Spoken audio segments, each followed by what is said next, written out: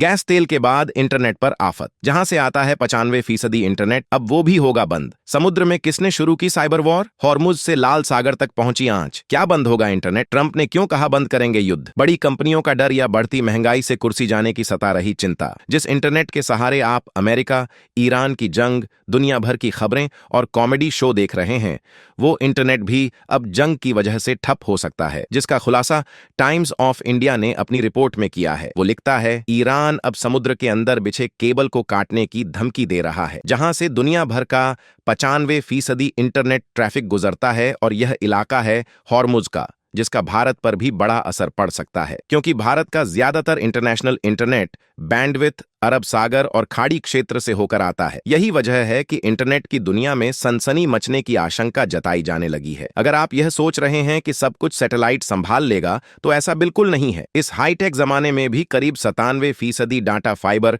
Optic cables को समुद्र में डालकर ट्रांसफर किया जाता है। ये केबल पतली कांच या प्लास्टिक की तार की तरह होती है, जिसकी बनावट ऐसी होती है कि यह न पानी में खराब होता है, न डाटा प्रभावित होता है। दुनिया भर में करीब 13 लाख किलोमीटर से ज्यादा ऐसी केबल्स बिछाई गई हैं, जिनमें से हॉर्मुज इलाके में बिछे केबल पर सबसे ज्यादा लोड है। यहां तक कि भारत को यूरोप, अफ्रीका और पश्चिमी एशिया से जोड़ने वाली मुख्य केबल्स इसी रूट के पास से गुजरती हैं। यही वजह है कि अब दुनिया भर के देश इंटरनेट के लिए वैकल्पिक रास्ते भी तलाशने लगे हैं, और एलन मस्क की स्टारलिंक को इसके विकल्प के तौर पर देखा जा रहा है। पर दिक्कत इस बात की है कि अगर लाल सागर से लेकर हॉर्मुज तक में बिछे केबल्स को कुछ भी हुआ, तो 3 बड़ी समस्याएं तुरंत पैदा हो सकती हैं। पहली, आपकी इंटरनेट की स्पीड स्लो हो जाएगी, क्योंकि सारा लोड दूसरी तरफ के केबल्स पर ट्रांसफर होगा। दूसरी, इंटरनेट से चलने वाले सारे काम प्रभावित होंगे। फ्लाइट से लेकर शेयर बाजार तक में भूचाल आ सकता है। तीसरी, दुनिया भर में साइबर वॉर जैसी स्थिति पैदा हो सकती है। बैंक से लेकर ऑनलाइन डिलीवरी तक बंद हो सकती है। जानकार कहते हैं कि फिलहाल ऐसी स्थिति पैदा नहीं हो सकती, लेकिन ट्रंप ने अगर जंग नहीं रोकी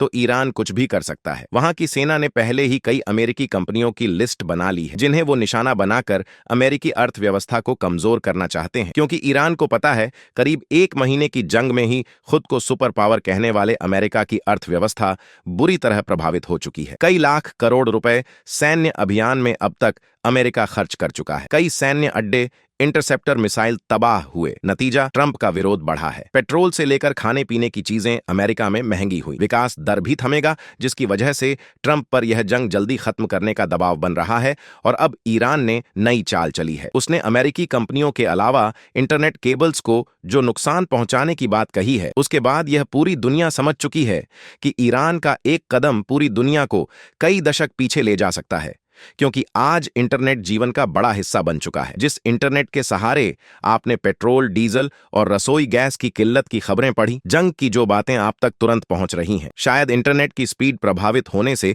उसे पहुंचने में वक्त लग जाए। इसलिए यह रिपोर्ट उन सब तक पहुंचाइए जिन्हें लगता है जंग तो ईरान और अमेरिका लड़ रहे हैं,